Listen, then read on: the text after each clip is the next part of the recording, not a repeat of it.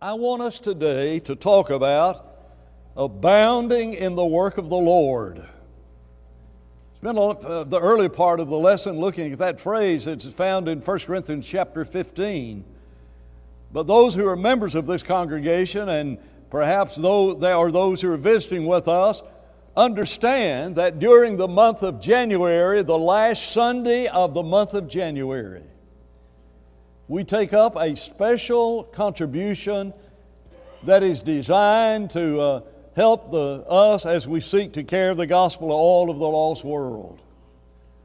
And so we spend 2 Sundays in January, this Sunday and next Sunday, talking about what God has enabled us to do, because this congregation has sacrificially given to the Lord. And then on next Sunday, we'll talk about the challenges the elders have presented for us this year to encourage us to go to new heights and to continue in doing the things that we have done in the past and that we intend to continue to do. And so we'll be challenged next week as we talk about the work that lies before us, new works that will be added this year because of your generosity, and we just really are thankful for the wisdom of the elders to help us in this special contribution. You may not be aware of that, and we'll probably mention this again in the lesson, but instead of operating the church on an annual budget that is made up of 52 weekly contributions, the elders have made the decision that we'll operate the church on a 51-week budget, and on that 52nd week, which will be this year the last Sunday of January, all of that money that's given that day will be used for mission work. And so if you're visiting with us, this lesson may not mean a lot to you, but with that introduction of this lesson and the nature of this lesson, let's now look at 1 Corinthians chapter 15. In verse 1, Paul says, "First of all, I made known to you about His death, His burial, and His resurrection." I want you to think about that. Sometimes our wives will give us instructions about, I want you to go down to the store, and first I want you to get this, and then get this, and get this, and get this. Sometimes we've got several things we want to talk about, and so we'll say, well, there are 2 or 3 things I want to talk about, but first thing I want to talk about is this. That is not what Paul says in 1 Corinthians 15. It's not just first of all, it's first and above all. I want you to let that soak in. And then he proceeds in this chapter to talk about not just His death and burial, while they're mentioned in the first 2 verses, the rest of this chapter is devoted to His resurrection. Do you understand the importance of the resurrection?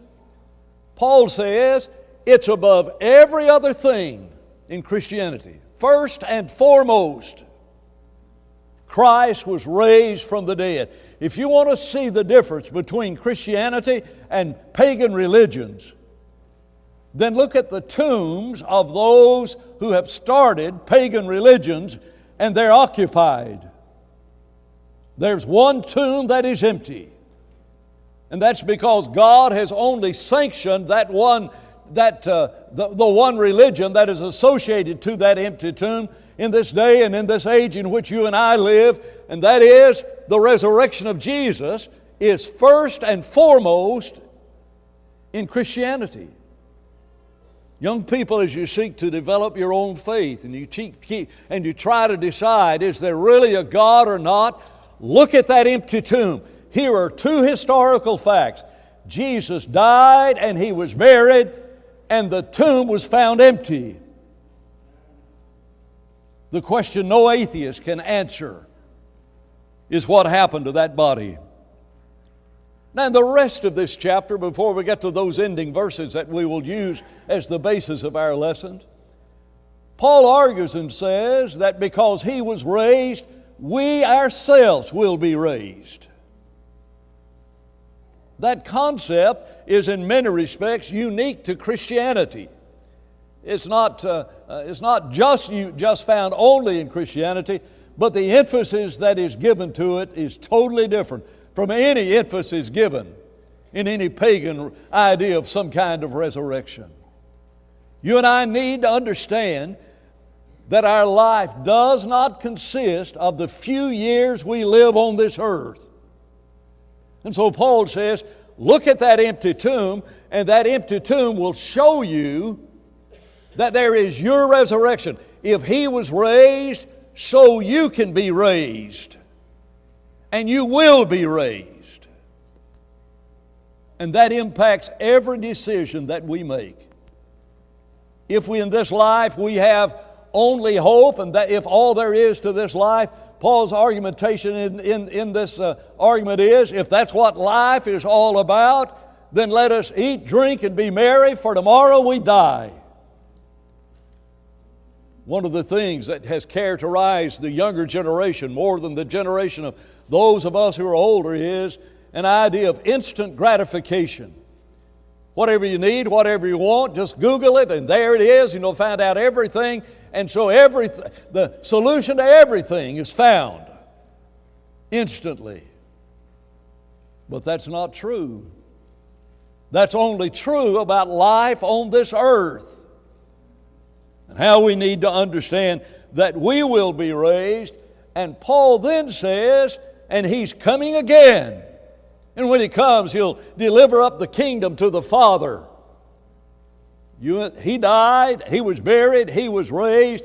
You will be raised, and we will see Christ again. Now look at verse 58. Verse 58 says, therefore. What's that all about? Because He was raised. And because you will be raised, and because that will happen when He comes again, therefore, here's the whole conclusion. Here's the summation of the whole matter. Be ye steadfast, immovable, always abounding in the work of the Lord, for as much as you know your labor is not in vain in the Lord. Look at that verse briefly but importantly. He says, because there is a resurrection of Jesus and our resurrection and the judgment that we will face before God, we need to abound in the work of the Lord. If we're not careful, we'll measure our religion by what others do, and there will be a mediocrity in our relationship to the Lord that we just sort of get satisfied on a plateau, and that's where we stop. One of the most terrible sights there is on this earth is of a Christian who, when they reach 50 or 60 years of age, just stops studying. They can coast the rest of the way into heaven. Your faith will be far, far stronger in those 10 or 20 years you might live after you're 50 or 60. That period of time, your faith can grow and it can become immensely greater, so much greater than it's ever been. And don't just think about the fact that I learned because I grew up in the church and because of that part of my life.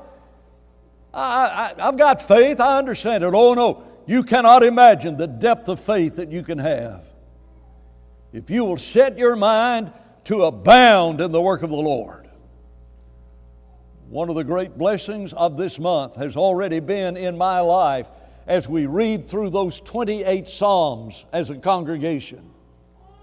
I want you to know that I've been a Christian for 60 plus years. But as I've taken time to read those verses and see those things in those verses, I have seen things in Psalms that I read first when I was perhaps even before I was a teenager trying to read through the book of Psalms. And for sure when I am a teenager reading the book of Psalms through several times. And there are messages to be found. There is an abounding in the work of the Lord. And then he says, let us always abound in the work of the Lord. Always do it. Jesus says, I always seek to do the things that please Him. And this week, Next week we will look first to the past this week, and next week to the future, and we'll encourage every one of us to thank God that we have abounded in the past, and to pray that God will help us to abound in the future, always abounding in the work of the Lord.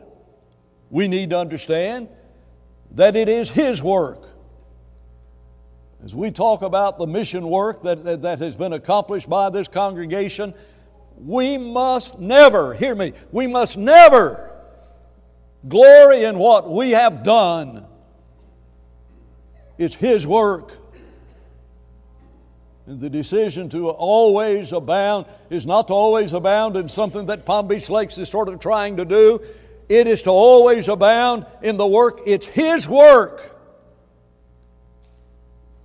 And then we need to understand that it is work. You will not abound, always abound in His work, unless you understand that it takes renewed dedication. Though our outward man is perishing, though our bodies are crumbling, and though our health is not what it used to be, and 1,000 other things, though our outward man is perishing, the inward man is renewed day by day, and that takes effort. And that's why we need to examine ourselves. And the challenge that we'll face this week and next week, and then the following week when we make that contribution, it'll be an examination of ourselves. And to understand that it is His work that we're pleading for. And He says, knowing that your labor is not in vain with the Lord. The whole thesis of Mission Sunday is that these funds will be used to take the gospel to every creature in all of the world, and every dollar that is given on that Sunday, every single one of them, will be devoted to the teaching of the gospel to those who are lost. I want you to hear that. Every sacrifice that you make will be devoted to carrying the gospel to the lost.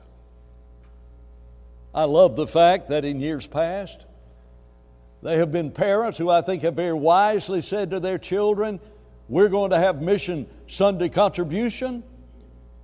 And every day when I come home, I want you to take all of my change out of my pockets, and put it all in this jar so that on Mission Sunday, and here's this child, here's this 3 or 4 or 5 or 6-year-old child that is learning what Mission Sunday is all about. When they don't even have a clue what the Lord's Supper is all about, they can see the church exists to evangelize the world, and by that very decision of their parents, they learn what's really, really important to serving God. I would encourage every parent of children, younger children especially, to help them understand that's what's involved in this. As we think about Mission Sunday, we need to understand that the Lord described the church as that man going out who sowed the seed of the kingdom. God expects the church to be involved in sowing the seed. And so it was that 14 years ago, the elders made this decision in regards to Mission Sunday. And we ought to be thankful that from the year 2004 through this past year, and as we begin this new year, that God has enabled us to do things that none of us would have ever dreamed could have happened. Last January, this congregation sacrificially, and I want to say sacrificially because it's the widow's mites that often bring this about. I try not to have any idea about how much anyone gives on that Sunday. I do say, what's the largest check, or what's the most commonly given check that's given? And last year, when this church gave on that Sunday, the most common amount given was $1,000.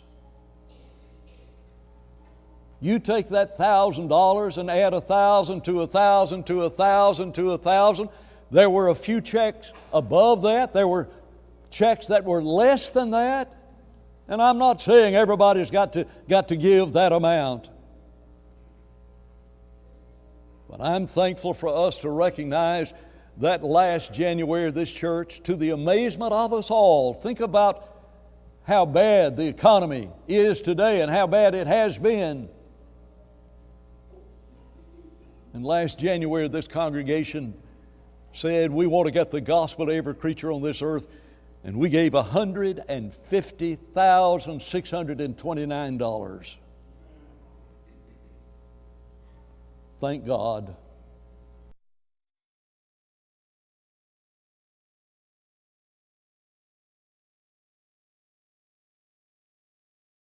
Contribution measured has been $122,672. When our elders first challenged us 14 years ago, they looked and they said, we've been doing about $50,000 a year mission work.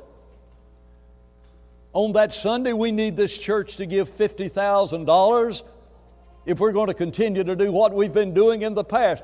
But everything you give over and above that will be given to mission work. One of the elders came to me after we took that first contribution and said, we, talking about the eldership, we didn't know this congregation.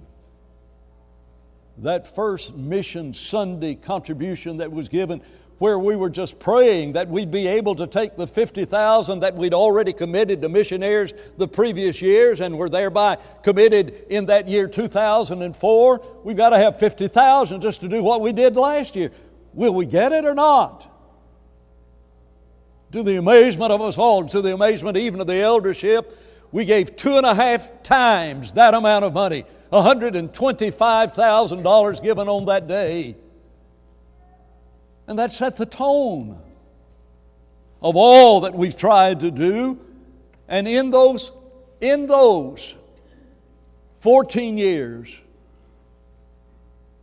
this congregation, us, have given $1,717,412. Who would have ever dreamed that a decision made 14 years ago would enable us to give $1.7 million to evangelize the world? I thank God for elders who lead us. I thank God for elders and an eldership that stands before us and encourages us to be serious about worshiping God for the spiritual shepherding they do of our lives. And I thank God they have caused us to do the very thing that Jesus said do, and that is, lift up your eyes unto the fields. They're white unto harvest. We need to understand that the Lord says, you sow the seed, that's your responsibility, and I'll give the increase. But oftentimes in sowing seed, in the parable of the sower, there's more unfruitful seed than there is fruitful seed. 3/4 of those soils that are there did not bear fruit. But you and I need to understand our responsibility is not to be soil inspectors. but to be seed sowers and do the very best that we can in sowing the seed with all of the wisdom that God will give us in relationship to that, and let God give the increase. Could we just hurriedly, and I hate to hurriedly do this, talk about what's happened to that $1.7 million? Over the years, we've tried to reach people around the world, but in a local area, and we'll look at that first, by using a daily radio program for 5 years, from 2002 to 2007. With that television program that we sponsored for that year, with those TV spot ads for 2 years, Palm Beach County was saturated with television 30-second spot ads to help people learn that there's something in this place that is different. With the banners that we've been able to use on the side of the building, at least before the trees came along. Do you know how many people drive past our building every day? There are 1 million people in cars that drive by our building every day. That's counting multiple people in cars and people going and coming and them making multiple trips. Those banners had a lot to do with that. And then you may be aware of the fact that the whole system of tracks that we used to have that looked like they came from the 1950s and 60s, because they did, no longer look that way.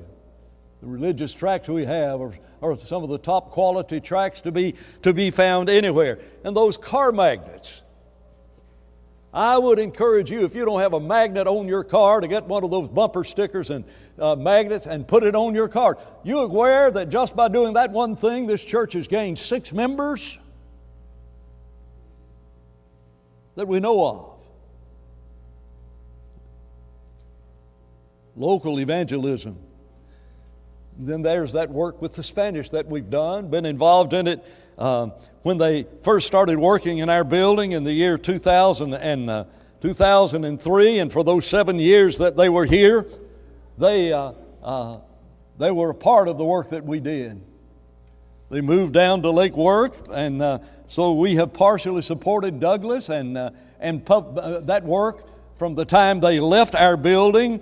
And then they've lost their meeting places, and they're temporarily meeting back in our building. And we are continue to help them as they try to find a location place to go back down to the Lake Worth where most of their members. And how about the blessing that God gave to us and the blessings that came from what you did when that congregation on Jog Road almost lost their building this last year?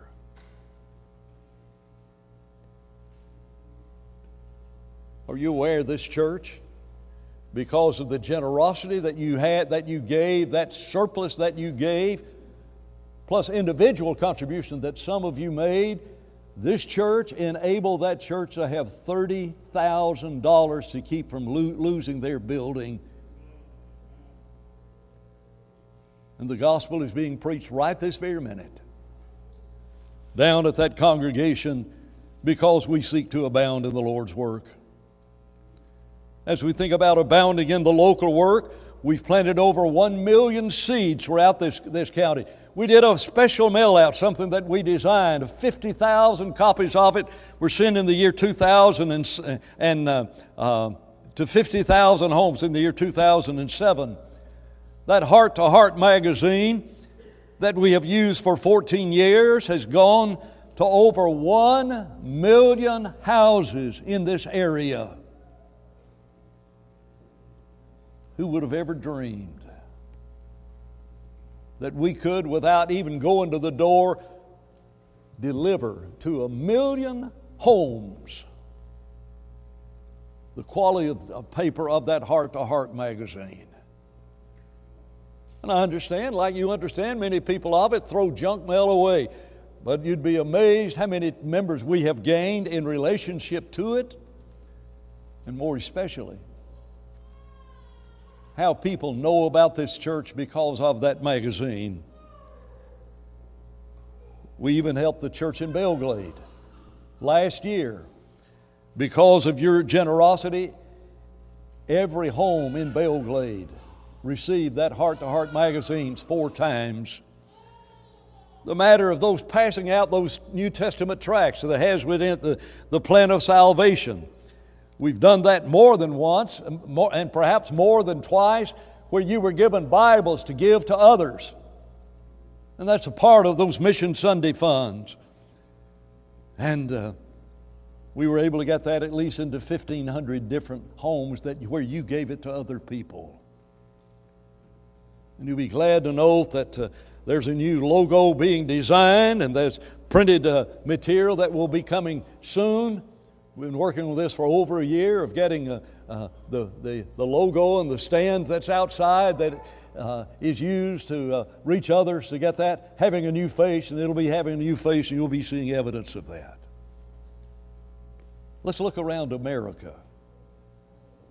Let's talk about $1.7 million and recognize that those monies have allowed this congregation to go to 17 congregations in 11 states, as 60 of our young people have gone on mission trips. Young people, you are a vital part of this church. And you go back and look at the history of this church, and 60 of these people who sit right in this very area over these years were part of us reaching out and helping churches that were in need. It's enabled us to have some of the top quality video material, video cameras that are HD quality. That's allowed us to have on our website, I'm not sure exactly the number, but at one time there were 300. I'm guessing there are 500 Bible sermons that are on that video. You'd be amazed how many people say, I listen to every one of those videos, and it's a part of my daily walk. It's a part of my life. I go preach in other places, and they'll say, thank you so much for your website. And the quality of that just continues to improve. We've been supporting In Search of the Lord's Way, the national television program hosted by Phil Sanders every Sunday morning. And a part of that money from last year went to make a one-time contribution of several $1,000s to Phil Sanders. They said we need more money. And that program, we'll talk about this some next week, but it reaches 100 million homes in America every week. 100 million homes every week having the chance to hear the gospel of Jesus. And then we have been supporting a young man, Tavaro Hanna, the Memphis School of Preaching. He's from the Bahamas. Those who've been over to Freeport know about him and what an outstanding young man he is. And this week will be the final week of his schooling. And guess where he's headed? He's headed back to the Bahamas, going to go to a place there where the church has not yet been planted. Palm Beach Lakes was a part of training that young man to be able to do those things. Look around the world. We have been involved in supporting 14 different missionaries who are full-time missionaries. We've been involved in supporting works in 26 countries on 4 continents. And you look at the list of those who are missionaries, and some of the names you'll recognize more readily than others. But thank God that God has enabled us to find men who are so worthy of being supported and doing the kind of work like all of our men have been doing out in the South Pacific. Scott Shanahan and Joey Treat and Robert Martin. And to say that name rings a bell that touches the heart of this congregation. Where's that $1.7 million gone? When the work started in the South Pacific, the church was only on about 3 of the South Pacific islands. And because of our support, and not because of what we've done, but because of we've been associated with some really great men out there. The Lord's church is on 22 of the 24 nations in the South Pacific. And we're a part of that. You look around the world and you look at the works that we've supported, not the support of missionaries, but supported dozens of mission trips. Several of you have been on mission trips that were supported by this church. Dozens of mission trips to 35 different countries on 6 continents.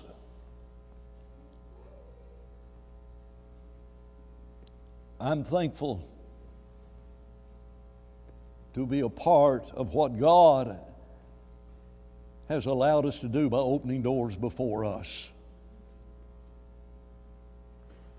You think about the work that we've done around the world,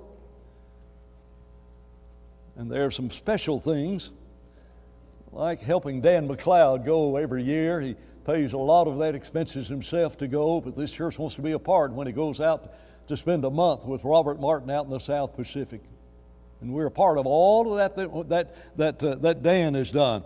Last year we helped Robert Martin print 20,000 new tracts in color. They were out of tracts in Fiji and in the islands, and we asked Robert, is there some special project? And so he said, here's one, we're out of tracts. And this very congregation, because of that contribution, the last Sunday of January last year, printed 20,000 tracts that are being distributed all over the South Pacific. Last year, the Trinidad School of Preaching was really having some trouble, and it was on the verge perhaps of folding because the leadership had moved away. And we were able, because of that contribution made last January, to help that school revive, and it's thriving again. Thank God for your generosity. We don't have enough time. We'll talk perhaps more about this next week, but that is our special association with Apologetics Press. Recognized in the evidences world about the inspiration of the Bible and the existence of God and the futility of evolution, recognized by denominational people as being one of the foremost websites on this earth. Great men, great professional staff that is involved there. We'll talk more about them next week. But they this past year spoke in almost 100 different places, and we were a part of that. And in 2004, those individuals at Apologetics Press came to our eldership and said, can you just become I don't know how to describe it, can you just become our counselors and help us make sure that we're making right spiritual decisions? Apologetics Press not under our oversight per se, but every year our elders go up and spend at least half a day, sometimes a full day, sitting down with those men up there saying, what are you planning on doing? And one of these days, perhaps very soon, there will be a Bible that is a Bible filled with evidences of the existence of God, that is designed to equip every individual to read through the Bible and find all of this evidence about the existence of God. And the major part of the financing of that Bible in the preparation stage came from this very congregation. Our elders said, what can we do for a special project that would help you? We've been wanting to do this for years. And when that Bible comes out, that can so easily be a blessing to those who are looking for evidences in the Bible that there is a God, this very congregation was a part of that. There's those monthly journals like Reason and Revelation and Discovery Magazine, and those books for adults and for children, and tracts for adults and for children, and videos for adults and for children, and e-books for adults and for children, Bible class curriculum. Some of the VMS material that we have used here came from them, and Bible study courses, and that website that last year had hits from 230 different nations on this earth. I don't know how many nations, pardon me, there are on this earth. But our special association with Apologetics Press, can we talk about Paraguay? Can we talk about what's happened in that work in Paraguay when that first team went down with Chris Fry, who grew up in this very congregation? And Tim, you and Beth were such a blessing in the rearing of that son. And Elizabeth, thank you for helping him straighten up his life too. And so Chris was a part of that first team that went down. We supported him. We were not the overseer of his work. But when that second team went down, we know the oversight we have of Josh and Kara and their two kids, and the work that Troy and Andrea did, and our support of them throughout all of those years that were there. Brethren, do you understand that in that 14 years the church has been planted there, it's growing there, it's healthy in doctrine and love for one another, it's self-supporting. There's no American money that's down there to supplement or to fund that church. They're doing it on their own, and it's self-propagating because they're already supporting a preacher in a new place. They're supporting him. We establish a mission work, and they in turn start a mission congregation. That's God's way of doing it. To go into that land and then to leave that land with the kingdom of God there in that place. And the church no longer needs full-time missionaries. There are mission points where the money has been going in for 30, 40, I'm thinking right now of one place it's been for 50 years. And it's dominated by the impact of American churches trying to meddle in the affairs of what's going on there. How thankful to God I am that our missionaries who are in Paraguay arrived there with that understanding. We're going to establish the church, and then we're going to move out and let them shoulder the responsibility. Talking about Paraguay, can we talk about what happened in Pilar? Many members in the capital city are from Pilar, and a family moved down there. I think I've got their names down here somewhere. I hope I can pronounce it. Who's that? Enrica and Leticia Albera moved there in 2016. There was no church there. They started worshiping and inviting others, and a group of 12 adults and youth from Palm Beach Lakes went in July, just 6 months ago. They passed out 2,000 flyers. They conducted a family seminar. 10 people from the community attended, and there was a baptism just 1 week after our group left down there, and several of the contacts that were made by that group that went down are still in attendance today, and we are helping.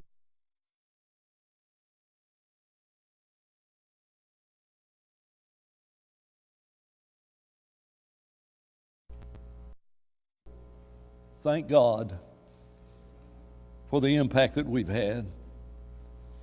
You want to talk about Easter Island?